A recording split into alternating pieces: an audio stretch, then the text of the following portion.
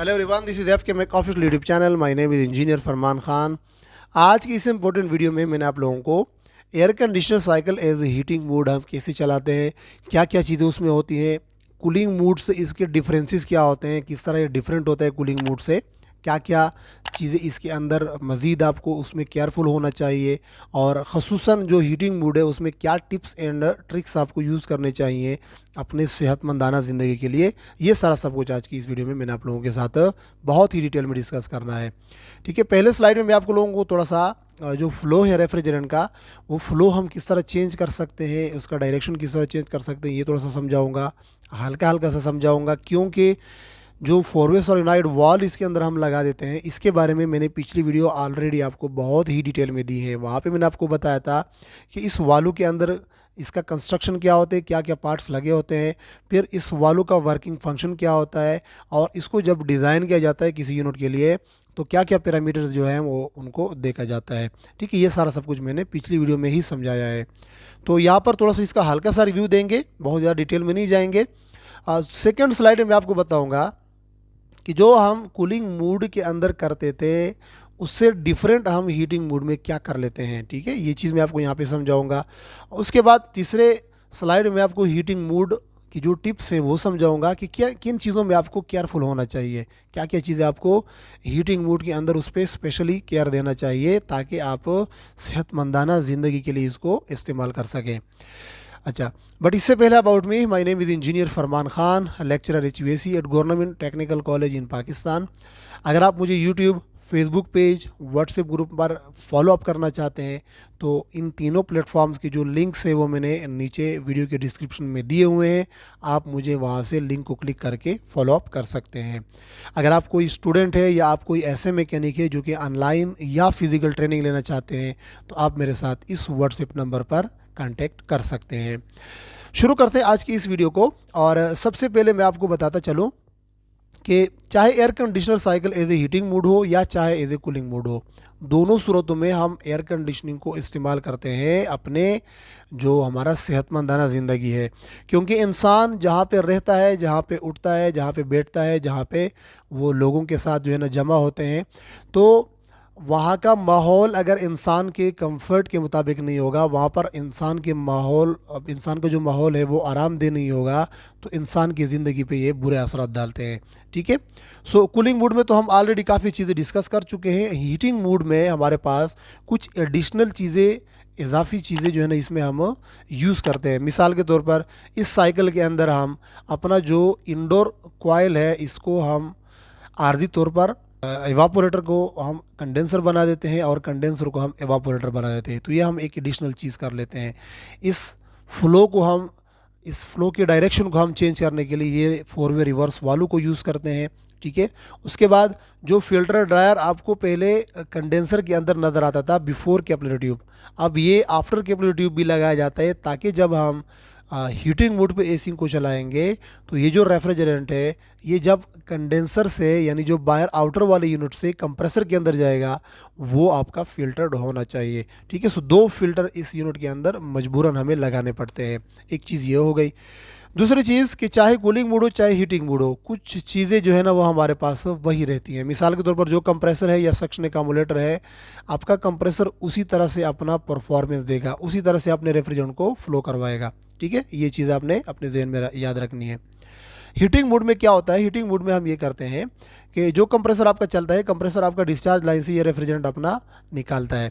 ठीक है ना, यहाँ पर रेफ्रिजरेंट का प्रेशर और टेम्परेचर दोनों हाई होते हैं, वो तो आपने कूलिंग मोड में भी ये देखा है। फिर ये रेफ्रिजरेंट इस वालू के इनलेट वालू में दाखिल होता है। ठीक है, इनलेट वालू में दाखिल होते ही चूंकि ये वालू हीटिंग मोड में ऑपरेट हुआ होता है, ऑपरेट होने का मतलब ये है कि इस वालू को हम 220 सप्लाई देते हैं। जब हम सप्लाई देते हैं तो इसका ये जो कॉइल है ये मैग्नेटाइज होके दरमियान में जो पिलट है ये पिलट अपने तरफ खींच लेता है, जिसकी वजह से जो आपके लेफ़्ट साइड वाली कैपिलरी ट्यूब है, ये कैपिलरी ट्यूब और दरमियानी वाली कैपिलरी ट्यूब दोनों को एक यू ट्यूब स्लाइड की मदद से कनेक्ट किए जाते हैं। ठीक है, तो जब ये दोनों कनेक्ट किए जाते हैं अब यहाँ पे क्या होगा कि जो कंप्रेसर चलता है, कंप्रेसर सक्शन लाइन को अपना सक्शन लाइन के ज़रिए रेफ्रिजरेंट को खींचता है इस दरमियाने वाले पोर्ट से, ठीक है। जब दरमियाने वाले पोर्ट से ये रेफ्रिजरेंट खींचेगा तो दरमियाने वाले पोर्ट के साथ ही ये एक दरमियानी वाली कैपिलरी ट्यूब जो कि ऊपर कॉइल के सेक्शन में गई हुई है, ये कैपिलरी ट्यूब इस सेक्शन लाइन के साथ मिली हुई है, ठीक है।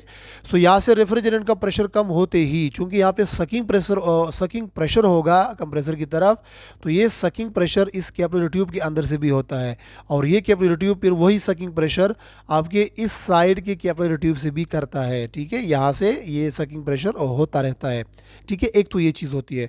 दूसरी चीज़ कि आपका जब कंप्रेसर चल रहा होता है तो कंप्रेसर चलते ही आपका डिस्चार्ज लाइन जो है वो प्रेशराइज हो जाता है और टेम्परेचराइज हो जाता है।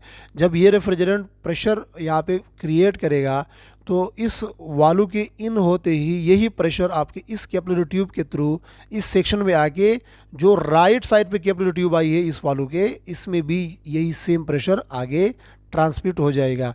तो जब ये प्रेशर आगे ट्रांसमिट होगा तो ये दरमियान वाला जो पार्ट है ये इसको लेफ्ट साइड की तरफ मूव कर देता है, जिसके साथ ये जो यू ट्यूब स्लाइड है, जिसको हम बाज़ लोग इसको पिस्टन भी कहते हैं, इसको भी हम यहाँ पे सेट कर लेते हैं इन दो लाइनों के साथ, ठीक है। तो इन दोनों लाइनों के ऊपर जो है ना ये दोनों रास्तों को बाईपास कर लेता है। अब यहाँ पे फ्लो किस तरह जाएगा, फ्लो आपका कंप्रेसर से आके डिस्चार्ज रास्ते से जो वाल्व है इसके अंदर इन होगा, इन रास्ते से फिर ये आगे जाके डायरेक्टली आपकी इंडोर कॉयल में चला जाएगा, ठीक है ना। आउटडोर कॉयल के बजाय आपके इंडोर कॉयल में चला जाएगा। जब इंडोर कॉयल में जाएगा तो अब ये यहाँ पर प्रेशराइज रेफ्रिजरेंट है, टेम्परेचराइज रेफ्रिजरेंट है, तो ये रेफ्रिजरेंट यहाँ पर टेम्परेचर ज़्यादा होने की वजह से जो आपके रूम का स्पेस है उसके साथ नेचुरली हीट को कन्वर्ट कर लेगा, नेचुरली हीट को ट्रांसफ़र कर लेगा। मतलब ये है कि यानी कॉयल का टेम्परेचर ज़्यादा है, स्पेस का टेम्परेचर कम है, तो नेचुरली क्या होता है कि हमेशा हरारत ज़्यादा दर्जा हरारत वाली जगह से कम दर्जा हरारत वाली जगह की तरफ मुंतकिल हो जाता है। अब यही रेफ्रिजरेंट जब आगे जाएगा कैपिलरी ट्यूब पर से जाएगा, तो चूंकि इसने रेफ्रिजरेंट ने हीट ऑलरेडी रूम के अंदर जो है मुंतकिल किया हुआ है, अब रेफ्रिजरेंट यहाँ पे क्या होगा, सबकूल होगा। तो सबकूल होने के बाद ये कैपिलरी ट्यूब के अंदर से जाएगा और आउटडोर कॉइल के अंदर जाके सर्कुलेट होके अपने आप को दोबारा से वेपर में कन्वर्ट कर लेगा। यहाँ से ये लिक्विड के शेप में आएगा और अपने आप को दरमियान में से वेपर में कन्वर्ट करके कंप्रेसर की तरफ वापस इस बाईपास के थ्रू जो है ना वो सक्शन लाइन में आ जाएगा, यानी सक्शन एक्यूमुलेटर में, ठीक है। ये तो इस साइकिल की फ्लो हो गई। लेकिन यहाँ पर एक चीज़ आपको समझना है कि हीटिंग मूड में एक छोटा सा डिफरेंस ये है जो कि कूलिंग मूड से थोड़ा सा डिफरेंट है, और वो ये है कि हम कूलिंग मूड में इंडोर कॉइल के अंदर लोअर टेम्परेचर बरकरार रख के उस रेफ्रिजरेंट को हम क्या करते हैं, दोबारा से कंप्रेसर के ज़रिए से प्रेशराइज और टेम्परेचराइज करते हैं, ठीक है। फिर वो जब हम दोबारा प्रेशराइज और टेम्परेचराइज करते हैं और उनको दोबारा हम आउटडोर यूनिट में भेज लेते हैं, तो आउटडोर की यूनिट के अंदर हम रेफ्रिजरेंट का टेम्परेचर बढ़ा देते हैं, जिसकी वजह से आसानी से ये हीट बाहर की तरफ फ्लो हो सकता है। ये एक आसानी होती है हमारे कूलिंग मूड में, ठीक है। जबकि हीटिंग मूड में थोड़ा सा टफ हो जाता है, क्योंकि हीटिंग मूड में क्या है, ये जो आउटडोर यूनिट है ये बाहर का जो एम्बियंट स्पेस है, जो कि बाहर का एक बहुत खुला माहौल है, वहाँ से ये हीट को एकमुलेट करता है, जो कि एक मुश्किल काम है। और मुश्किल काम क्या है, क्योंकि हीट बाहर जो है वो ऑलरेडी हवा ने अपने अंदर जो है ना वो जमा किया होता है, जो भी थोड़ा बहुत हीट है। वैसे तो सर्दियों के मौसम में बाहर ठंडी होता है, लेकिन ठंड के अंदर से एक बड़े माहौल से हीट को इकट्ठा करना, this is very tough job for the compressor. चूँकि काम तो कंप्रेसर ने करना है, तो कंप्रेसर टफ काम कर रहा है कि आउटडोर यूनिट के ज़रिए से बाहर के ठंडे मौसम से हीट को अपने अंदर एब्जॉर्ब करता रहता है। सो ये एक टफ काम कर रहा होता है हीटिंग मोड में। और इसका सीओपी के ऊपर क्या असर पड़ता है, यानी हमारे कंप्रेसर का खर्च क्या इससे बढ़ेगा कम होगा, ये चीज़ें मैं आपको अगले जो नेक्स्ट वीडियो है उसमें डिटेल में समझाऊंगा, ठीक है। अच्छा, इसके बाद नेक्स्ट पार्ट में हम लोग जाते हैं नेक्स्ट स्लाइड में, और नेक्स्ट स्लाइड में आपको बताता चलूँ कि फ़र्ज़ करिए हमारा रूम है जिसके अंदर हमने एयर कंडीशनर लगाया हुआ है, और इस रूम के अंदर हमें जो रिक्वायर्ड टेम्परेचर है वो 24 डिग्री सेल्सियस है। याद रख लें 24 या 23 डिग्री सेल्सियस जो है ये कंफर्टेबल टेम्परेचर का एक लेवल है। यानी हमें चाहे बाहर सर्दी है चाहे बाहर गर्मी है, अगर इस रूम के अंदर जहाँ पे मैं बैठा हुआ हूँ और इस रूम के अंदर मेरे लिए 23, 23.5 या 24 डिग्री सेल्सियस तक टेम्परेचर मेंटेन है, ठीक है। तो ये टेम्परेचर मेरे लिए कंफर्टेबल है यहाँ पर, चाहे मैं एक शर्ट सिर्फ पहन के यहाँ पे बैठ जाऊँ, या चाहे मैंने कपड़े पहने हुए हैं, चाहे मैंने भारी कपड़े पहने हुए हैं, ये चीज़ें इतने ज़्यादा मैटर नहीं करता। मैटर करता है कि यहाँ पर जो इस स्पेस के अंदर का दर्जे हरारत है वो 24, 23.5 या 23 डिग्री सेल्सियस तक होना चाहिए, ठीक है। सो चूंकि सर्दियों के मौसम में अक्सर जो टेम्परेचर है वो डाउन हो जाता है। मिसाल के तौर पर यहाँ पे मैंने जो एम्बियंट लिखा हुआ है कि 10 डिग्री सेंटीग्रेड, कभी कभार जिस तरह की आजकल की सर्दियाँ जा रही हैं तो आजकल की सर्दियों के मौसम में ये टेम्परेचर बाज़ इलाकों में काफ़ी डाउन हो 2, 3 या 4 डिग्री सेंटीग्रेड तक भी कम हो जाते हैं। बहरहाल एक जनरल सा मैंने यहाँ पे आपको टेम्परेचर रेंज दिया हुआ है कि फ़र्ज़ कर लें किसी एक इलाके के अंदर ये एसी चल रहा है जिसमें एम्बियंट टेम्परेचर जो है आउटडोर के आसपास वो 10 डिग्री सेंटीग्रेड है, ठीक है। अब इस टेम्परेचर पर जब हम एसी को हीटिंग मोड पे चलाते हैं तो मतलब ये है कि हमने रूम के अंदर कंफर्टेबल टेम्परेचर पैदा करना है जो कि 24 डिग्री सेल्सियस है। अब इस टेम्परेचर को पैदा करने के लिए हमने ऑलरेडी जो फ्लो है उसका डायरेक्शन तो चेंज किया हुआ है, यानी इस आउटडोर के अंदर जो कंप्रेसर है इसने जो रेफ्रिजरेंट कंप्रेस करके सेंड करना है डायरेक्टली पहले इस मोटे वाले ट्यूब के ज़रिए से इंडोर कॉइल के अंदर, ठीक है। तो इंडोर कॉइल के अंदर रेफ्रिजरेंट का टेम्परेचर ज़्यादा होने की वजह से ये रूम के साथ अपना हीट एक्सचेंज करेगा और फिर रेफ्रिजरेंट आगे इस ट्यूब के ज़रिए से कंडेंसर में आएगा। अब यहाँ पे एक मुश्किल क्या होता है, यहाँ पे थोड़ा सा मुश्किल हमारे लिए ये हो जाता है कि इस यूनिट के अंदर जो कंप्रेसर अपना रेफ्रिजरेंट प्रेशराइज और टेम्परेचराइज करके एवापोरेटर के अंदर भेजता है, एक तो ये है कि ये जो यूनिट है ये बेसिकली कूलिंग मोड के लिए डिज़ाइन हुआ है। बेसिकली जो हमारे एयर कंडीशनर्स हैं ये कूलिंग मोड के लिए डिज़ाइन हो जाते हैं, ठीक है। हीटिंग मोड का डिज़ाइन इसमें कोई ख़ास इतना ज़्यादा नहीं होता जो आज तक आ रहे हैं। नेक्स्ट अगर कोई ऐसा यूनिट जो है ना वो डिज़ाइन हो जाता है तो वो एक अलग बात है। अब इस कूलिंग मोड में क्या होता है कि जो कंडेंसर कॉइल का साइज़ होता है ना वो थोड़ा सा ज़्यादा होता है as compared to indoor coil के, ठीक है। आउटडोर के कॉइल का जो वॉल्यूम है ट्यूबों के अंदर का वो थोड़ा सा ज़्यादा होने का मतलब ये है कि चूंकि हम कूलिंग मोड में जब इस एसी को चलाते हैं तो हम इंडोर के अंदर कुछ हीट एब्जॉर्ब करके उसको वापस हम एसी आउटडोर के अंदर लेके आते हैं। जब आउटडोर के अंदर हम लेके आते हैं तो उसमें फिर कंप्रेसर अपना कंप्रेशन का हीट भी ऐड कर लेता है रेफ्रिजरेंट में, और फिर उस दोनों हमारे पास हीट हैं यानी एवापोरेटर में जज़बशुदा हीट और जो कंप्रेसर अपना कंप्रेशन का हीट रेफ्रिजरेंट में ऐड करता है, दोनों हीट्स को हमने आउटडोर के कंडेंसर पर से बाहर निकालने हैं। इसी वजह से आउटडोर का जो कॉइल साइज़ है वो थोड़ा सा बड़ा होता है एज़ कम्पेयर टू इंडोर के साइज़ के, ठीक है। तो यहाँ पर हमें एक बेनिफिट क्या होगा, बेनिफिट हमें ये होगा कि आउटडोर जो है वो एवापोरेटर का हीट भी और कंप्रेसर का ऐड किया हुआ हीट भी दोनों खारिज कर सकेंगे। लेकिन अगर अब इस सेम यूनिट को हम हीटिंग मोड में चलाएंगे तो हीटिंग मोड में तो हमारा जो साइकिल का जो फ्लो डायरेक्शन है वो तो चेंज हो जाता है। अब हमने क्या करना है, कंडेंसर के अंदर कूलिंग पैदा करनी है और एवापोरेटर के अंदर हीटिंग पैदा करनी है। तो इस सूरत में अब मसला ये हो गया कि आउटडोर के अंदर आप अगर कूलिंग पैदा करते हैं तो इसका मतलब कि आउटडोर के अंदर आपने लोअर टेम्परेचर मेंटेन करना है, ठीक है। आउटडोर के अंदर आपने लोअर टेम्परेचर मेंटेन करना है।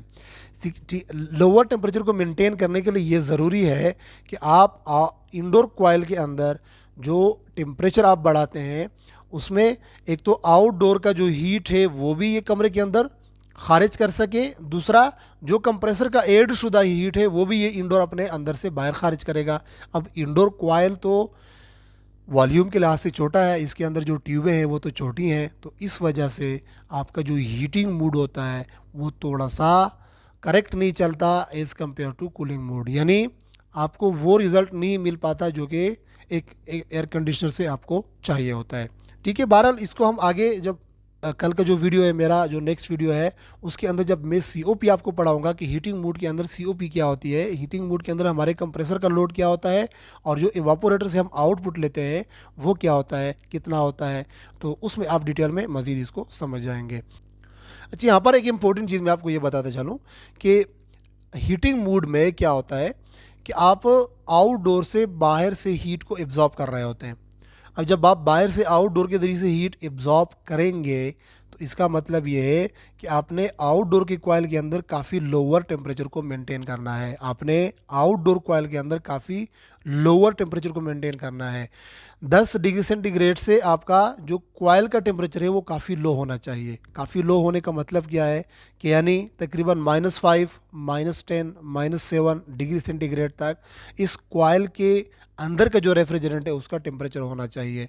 लेकिन यहाँ पर एक मसला है कि यहाँ पर जो एयर के अंदर ह्यूमिडिटी है वो ह्यूमिडिटी ही हमें इस काबिल नहीं छोड़ती कि हम इस कॉइल के अंदर टेम्परेचर बहुत ज़्यादा लोअर लेके जाएं।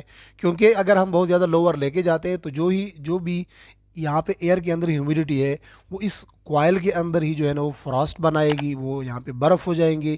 अब बर्फ़ को टाइम टू टाइम पिघलाने के लिए इस यूनिट के अंदर नीचे डिफ्रॉस्टिंग हीटर्स लगे होते हैं। क्योंकि अगर आप इस कॉइल के अंदर के फ्रॉस्ट को नहीं पिघलाएंगे तो फिर आपका जो हीट ट्रांसफ़र होगा वो सही नहीं होगा, बाहर से हीट अंदर की तरफ ट्रांसफ़र नहीं होगा। तो ये थोड़ा सा एक मसला है जो कि ह्यूमिडिटी जो वाटर है, वाटर के ड्रॉपलेट्स हैं वो हमें कहीं ना कहीं नुकसान में पड़ते हैं इस चीज़ में। क्योंकि वाटर का जो फ्रीजिंग पॉइंट है वो रेफ्रिजरेंट की कदर ज़्यादा होता है। 0 डिग्री सेल्सियस पर वाटर जो है ना वो फ्रीज़ हो जाता है और जब एटमॉस्फेयर से ये अपना हीट जज़ब करता है कॉइल, क्योंकि कॉइल के अंदर तो टेम्परेचर कम होगा, एम्बियंट में ज़्यादा होगा। एम्बियंट में इस वक्त 10 डिग्री सी है, जबकि कॉइल के अंदर हम तकरीबन -5, -10, -7, -8 तक तो मेंटेन करेंगे ही करेंगे। तो -10 पर तो जो एयर के अंदर वाटर ड्रॉपलेट्स हैं वो तो डायरेक्टली फ्रीज़ होंगे, ठीक है ना, वो तो डायरेक्टली फ्रीज़ होंगे। अब हम नहीं चाहते कि आउटडोर की कॉइल पर फ्रीजिंग की वजह से फ्रॉस्ट बने, ठीक है ना, क्योंकि अगर फ्रॉस्ट बनेगा तो आउटडोर कॉइल तो फिर काम नहीं करेगा, हीट ट्रांसफ़र नहीं करेगा।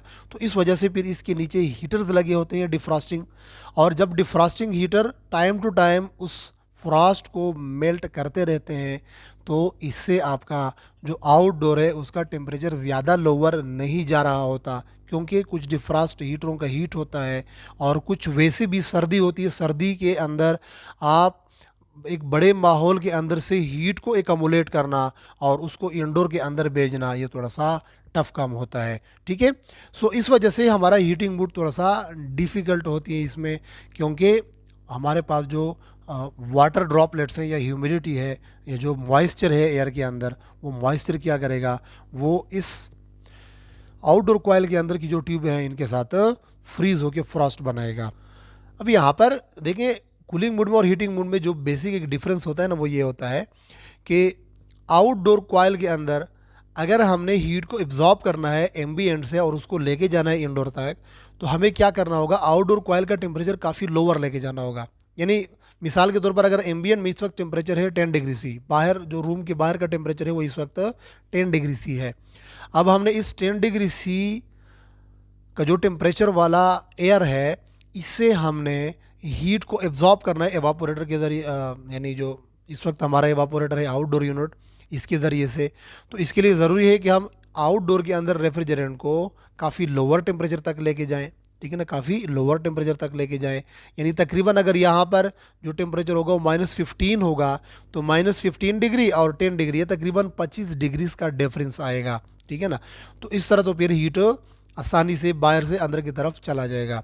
लेकिन हम आउटडोर के अंदर -15 डिग्री सी तक जो टेम्परेचर है वो ले नहीं जा सकते। उसकी वजह क्या है, उसकी वजह यह है कि अगर आप इसको काफ़ी लोअर लेके जाएंगे तो जो इस एयर के अंदर मॉइस्चर है वो मॉइस्चर इस कॉइल के ट्यूबों के साथ टकरा कर फ़ौरन फ्रीज़ हो जाती है। क्योंकि जो मॉइस्चर है या जो ह्यूमिडिटी है इसका जो फ्रीजिंग पॉइंट है वो 0 डिग्री सेल्सियस है, ठीक है ना। 0 डिग्री सेल्सियस आम एयर के अंदर बहुत ही ईजीली ये अपने आप को फ्रीज़ कर सकता है इस कॉइल के साथ।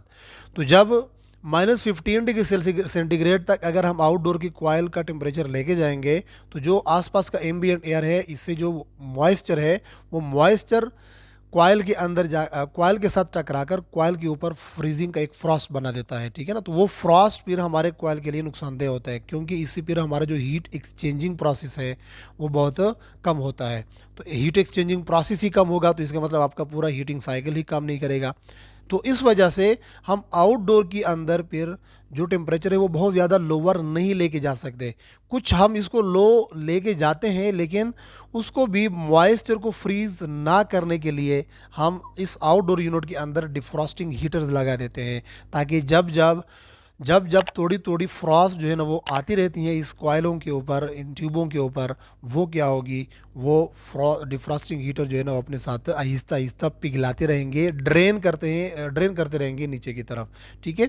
सो एक तो ये चीज़ आपके साथ मैंने शेयर कर रहा था कि जो कि बहुत ज़रूरी है, क्योंकि अगर डिफ्रॉस्ट हीटर यहाँ पे लगा होगा नीचे फैन के नीचे की तरफ, तो इससे इससे क्या होगा कि हल्का हल्का हीट पैदा होगा, तो वो हीट क्या करेगा, वो यहाँ का जो कॉइल है उस कॉइल को ज़्यादा लोअर टेम्परेचर तक नहीं छोड़ेगा। आपके आउटडोर कॉइल के अंदर जो टेम्परेचर है वो ज़्यादा लो नहीं लेके जा सकेगा।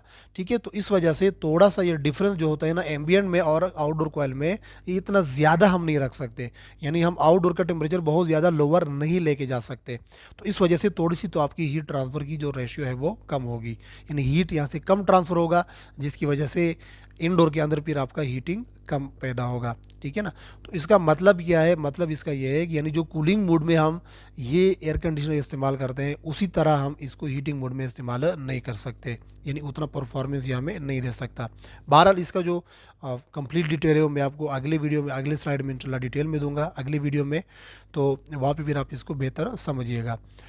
फर्ज कर ले यहाँ पे हमारे पास जो रूम है वो 10 फुट ज़रबे 10 फुट ज़रबे 10 फुट रूम है। इसके अंदर हमने रिक्वायर्ड टेम्परेचर हमें चाहिए 24 डिग्री सेल्सियस, जो कि कंफर्ट लेवल का टेम्परेचर है। ठीक है। अब इस टेम्परेचर तक लेके जाने के लिए हमें चाहिए कि इंडोर कॉइल के अंदर हम जो टेम्परेचर है वो काफ़ी ज़्यादा बढ़ाएं, वो काफ़ी ज़्यादा बढ़ाएं। लेकिन इंडोर के अंदर हम ये टेम्परेचर काफ़ी ज़्यादा नहीं बढ़ा सकते। उसकी वजह क्या है, काफ़ी ज़्यादा बढ़ाने का मतलब ये कि हमें चाहिए कि यहाँ पर टेम्परेचर कम से कम भी हो तो 60 डिग्री सेल्सियस तक तो हम लेके जाएं, तभी हमारा जो रूम के अंदर का टेम्परेचर है और कॉइल का टेम्परेचर उसमें ज़बरदस्त हीट ट्रांसफ़र होगा, जिससे कि हमारा टेम्परेचर बहुत जल्दी अचीव होगा। लेकिन हम इसको 60 डिग्री सेंटीग्रेड तक नहीं बढ़ा सकते। उसकी वजह क्या होती है, उसकी वजह यह होती है कि देखिए जो आउटडोर के अंदर जब कूलिंग होता है, तो कूलिंग के साथ साथ जो रेफ्रिजरेंट सक्शन लाइन के थ्रू कंप्रेसर में आता है, वो रेफ्रिजरेंट काफ़ी लोअर टेम्परेचर में होता है, यानी तकरीबन 0 टू -5 डिग्री सेंटीग्रेड का टेम्परेचर होता है कंप्रेसर के इनलेट पर। याद रख लें, कंप्रेसर के इनलेट पर जो सक्शन एक्यूमुलेटर की तरफ रेफ्रिजरेंट आ रहा होता है, इस रेफ्रिजरेंट का जो टेम्परेचर होता है वो 0 टू -5 डिग्री सेल्सियस होता है। तो इस 0 टू -5 डिग्री सेल्सियस तक टेम्परेचर से कंडेंसिंग टेम्परेचर तक इसको बढ़ाना ये काफ़ी मुश्किल है। अगर हम कूलिंग मोड की बात करते हैं तो कूलिंग मोड में अमूमन हमारा जो सक्शन टेम्परेचर होता है, सक्शन टेम्परेचर जो कंप्रेसर अपने जो सक्शन एक्यूमुलेटर की तरफ से रेफ्रिजरेंट को हासिल करके उसका जो टेम्परेचर होता है वो 20 डिग्री सेल्सियस होता है, और हम जो टेम्परेचर कंप्रेसर के ज़रिए से बढ़ाते हैं वो कंप्रेसर हमारे पास तकरीबन 70 degree Celsius, 75 degree Celsius, 65 degree Celsius तक कंडेंसिंग टेम्परेचर तक बढ़ जाता है। ठीक है। लेकिन अब हीटिंग मोड के अंदर जब हम कंप्रेसर से इस रेफ्रिजरेंट का टेम्परेचर जो है वो बढ़ाएंगे, तो सक्शन पे हमें टेम्परेचर 0 डिग्री सी या -5 डिग्री सी मिल रहा है, तो इस वजह से हमें काफ़ी लोअर लेवल से टेम्परेचर को बढ़ाना होता है, तकरीबन कंडेंसिंग यानी एवापोरेटर के लिए टेम्परेचर बनाने के लिए। तो ये काफ़ी टफ होता है कि आप इसको 60 तक अगर आप लेके जाएंगे ना, ये बहुत मुश्किल काम है कंप्रेसर के लिए, तो ये कंप्रेसर नहीं कर सकेगा। आपके आउटडोर जो इंडोर कॉइल है जहाँ पर हमने हीट प्रोड्यूस करना है, यहाँ पर अगर आप टेम्परेचर लेके जा भी सकेंगे तो बहुत ज़्यादा भी अगर हो तो ये तकरीबन 40-42 डिग्री सेल्सियस से आगे नहीं जा सकता, जिसका मतलब कि 40 और 24 डिग्री सेंटीग्रेड में तकरीबन 16 डिग्री का फ़र्क है। तो यहाँ पर ओवरऑल जो हीट ट्रांसफ़र है उसकी रेशियो कम हो जाती है, बहुत ज़्यादा नहीं होती। अगर ये डिफरेंस थोड़ा सा ज़्यादा होता, कॉइल के अंदर टेम्परेचर तकरीबन 60 डिग्री सेल्सियस तक होता और यहाँ पर जो 10 डिग्री सेल्सियस या 12 डिग्री सेल्सियस या 15 डिग्री सेल्सियस का टेम्परेचर था, तो इन दोनों में जो हीट ट्रांसफ़र था वो ज़्यादा होता और आपका जो रूम है वो जल्दी गर्म होता। ठीक है। तो एक ये चीज़ आपने अपने जहन में रखनी है। अच्छा, इससे आगे स्लाइड में आपको समझाऊंगा कि हीटिंग मोड के अंदर आपने कौन से टिप्स यूज़ करने हैं, कौन से टिप्स को अपने जहन में रखने हैं। ठीक है। तो कुछ की पॉइंट्स यहाँ पे मैं आपको बता रहा हूँ। सबसे पहले जब आप हीटिंग मोड पे एसी को चलाते हैं तो आपने जो एसी है वो आपने रन ऑन कंफर्टेबल मोड, याद रख लें आपने एसी को कंफर्टेबल मोड पे ही चलाना है। कंफर्टेबल मोड होता है कि आपने अपना जो टेम्परेचर है वो 24 डिग्री सेल्सियस ही रखना है, ठीक है ना। जो इंडोर के ऊपर डिस्प्ले होती है वहाँ पर आपने 24 डिग्री सेल्सियस ही टेम्परेचर रखना है। उसकी वजह क्या है, उसकी वजह यह है कि अगर आप रूम के अंदर टेम्परेचर को बहुत ज़्यादा बढ़ाएंगे, अगर आप रूम के अंदर टेम्परेचर को बहुत ज़्यादा बढ़ाएंगे तो उसके कुछ सिम्टम्स होते हैं जो कि इंसान की सेहत के लिए ठीक नहीं होते। क्या होते हैं वो मैं आपको दूसरी इसमें समझाऊंगा। Increase humidity up to comfortable level, चूंकि जब आपका एयर कंडीशनर फुल मूड पे चलता है, यानी आपने इसमें हीटिंग टेम्परेचर काफ़ी लोअर काफ़ी हायर सेट किया हुआ है, 32 डिग्री सेल्सियस तक अगर आपने सेट किया हुआ है, तो 32 डिग्री सेल्सियस पर ये लाजमी बात है कि इस रूम के अंदर जो ह्यूमिडिटी है इसका मकदार कम होगा।